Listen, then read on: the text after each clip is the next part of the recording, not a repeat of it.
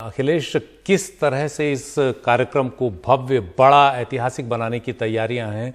किन किन खास मेहमानों को न्योता दिया गया है? देखिए, एक तो जो दिक्कत है आयोजकों के सामने वो है कोरोना, क्योंकि कोरोना काल के चलते अधिक संख्या में लोगों को नहीं बुलाया जा सकता है। जब निमंत्रण पत्र तैयार किए जा रहे थे तो ये जो फैक्टर है ये सबसे ज़्यादा इसको ध्यान में रखा गया कि वहाँ पर अनावश्यक रूप से भीड़ न लगे। इसीलिए जो राम जन्मभूमि तीर्थ क्षेत्र ट्रस्ट है उसकी ओर से बार बार अपील की गई है लोगों से, सोशल मीडिया के जरिए भी, इलेक्ट्रॉनिक मीडिया के जरिए भी, जिसमें ये कहा गया है देश भर के लोगों से कि वे यहाँ पर न आए, अपने घरों पर ही इसका सीधा प्रसारण देखें, क्योंकि अगर वहाँ भीड़ होगी अयोध्या में तो कोरोना के हालात जो है वो बिगड़ने का खतरा है। तो ये एक सबसे बड़ा फैक्टर तो ध्यान में रखा गया है।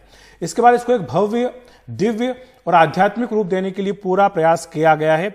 जो अभी तक हमें जानकारी मिली है, खुद चंपत राय को भी आप सुन रहे थे कि इसमें जो हमारे देश में 36 आध्यात्मिक परंपराएं हैं उसमें से 133 संतों को, साधु संतों को निमंत्रण भेजा गया है।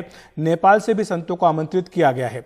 बीच में एक विवाद उठाने की कोशिश की गई थी कि किसी दलित संत को क्यों नहीं बुलाया गया है, तो इस पर चंपत राय ने स्पष्ट किया कि हम तो संतों को संत ही मानते हैं, दलित या आदिवासी या जो दूसरा एंगल है उससे आप लोग देखते होंगे, हमारे सारे संत एक जैसे हैं।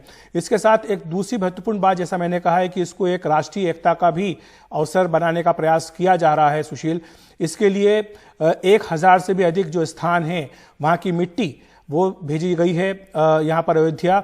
इसके साथ ही देश की जो 100 से भी अधिक पवित्र नदियाँ हैं उनका जल भी यहाँ पर भेजा गया है।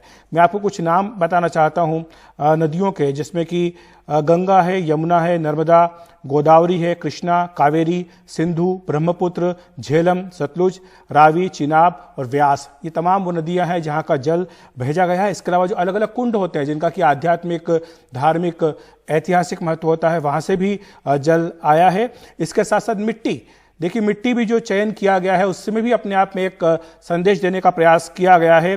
हल्दी घाटी की मिट्टी, इसके बाद चित्तौड़ दुर्ग की मिट्टी, स्वर्ण मंदिर का कुंड का जल और वहाँ की मिट्टी, इसके साथ वैष्णो देवी की मिट्टी, जो मैस्कर घाट है वहाँ की कानपुर में, बिठूर में ब्रह्मखूटी, नाना साहब पेशवा के किले की मिट्टी, रायगढ़ किले की मिट्टी, सभी ज्योतिर्लिंग जितने हैं उनके प्रांगणों की मिट्टी, सरस्वती उद्गम स्थल का जल और मिट्टी, रविदास मंदिर, काशी की रज, बाबा साहब अंबेडकर की इच्छा भूमि। तो ये तमाम जो स्थान हैं जो कि महत्व रखते हैं, आध्यात्मिक महत्व हो, चाहे धार्मिक महत्व हो, चाहे पौराणिक महत्व हो, उन सभी स्थानों की मिट्टी को भी यहाँ पर लाया जा रहा है। इसके साथ साथ हम ये भी जानते हैं कि बड़े पैमाने पर देश भर से लोगों ने चांदी की जो शिलाएं हैं, चांदी की ईंटें वो भी भेजी हैं। खुद पीएम मोदी जो है वो 22 किलो से भी अधिक की एक चांदी की ईंट है उसको रख करके भूमि पूजन का काम शुरू करेंगे। तो ये भी हो रहा है।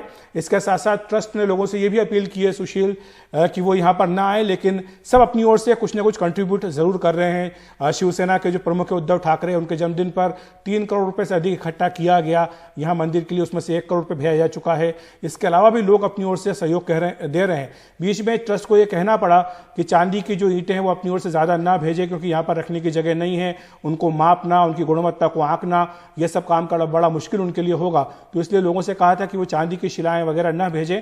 इसके बावजूद भी लोगों ने बड़ी संख्या में वहां पर भेजी है जी। और कैलाश मानसरोवर का जल भी सुना है आया है, और इसके अलावा मुरारी बापू जो हैं उन्होंने भी करीब 18 करोड़ से ज़्यादा राम भक्तों के जरिए पैसा इकट्ठा कर यहाँ भेजा है।